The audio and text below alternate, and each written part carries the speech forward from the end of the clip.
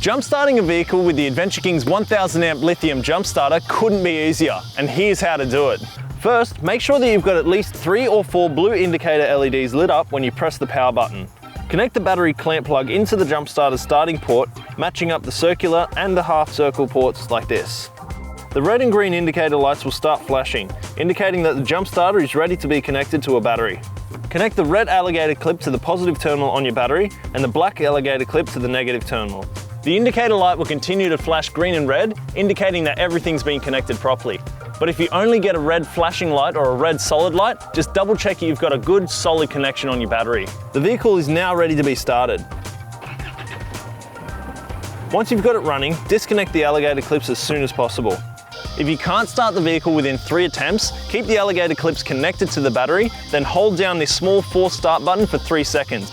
It'll temporarily provide extra power to an extremely dead or cold vehicle. Once pressed, the indicator light will turn a solid green, and you need to attempt to start the vehicle within 30 seconds. Charging USB devices is as simple as connecting the multi-headed USB cable or using your own cable. All you need to do is connect a USB cable into the USB port on the jump starter kit, then hold down the power button.